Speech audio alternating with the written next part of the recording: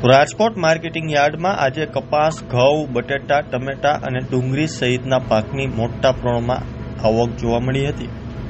યાર્ડમાં ખેડૂતોને પૂરતા પ્રમાણમાં ભાવ મળી રહ્યા હોવાથી રાજકોટ માર્કેટિંગ યાર્ડમાં ખેડૂતો પોતાનો પાક વેચવા માટે આવે છે.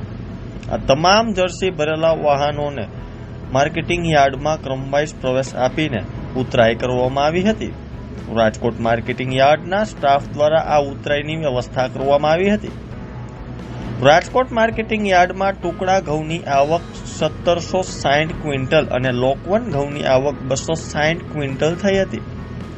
ટુકડા ઘઉંના ભાવ 490 થી 570 રૂપિયા અને લોકવન ઘઉંના ભાવ 490 થી 512 રૂપિયા મળ્યો હતો. યાર્ડમાં કપાસની આવક 500 ક્વિન્ટલ થઈ હતી. કપાસનો ભાવ ખેડૂતોને 1300 થી 1580 રૂપિયા ભાવ મળ્યો હતો.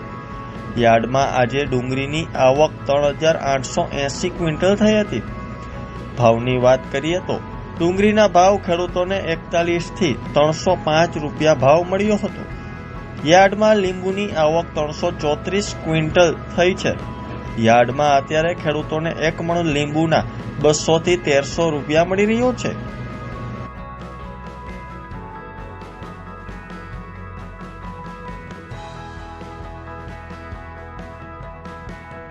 શાકભાજીની વાત કરીએ તો શાકભાજીમાં અત્યારે સૌથી વધારે બટેટા અને ટમેટાની આવક જોવા મળી રહી છે.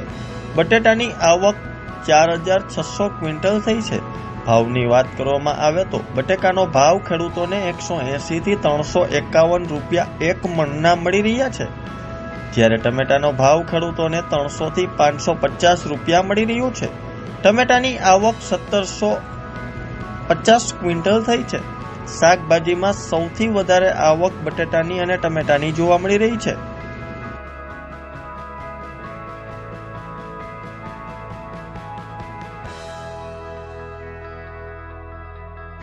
રાજકોટ માર્કેટિંગ યાર્ડમાં ખેડૂતોને પૂરતા પ્રમાણમાં ભાવ મળતા હોવાથી માત્ર રાજકોટના જ નહીં પણ રાજકોટ આસપાસના ગામો અને શહેરોમાંથી ખેડૂતો પોતાનો માલ લઈને વેચવા માટે આવે છે.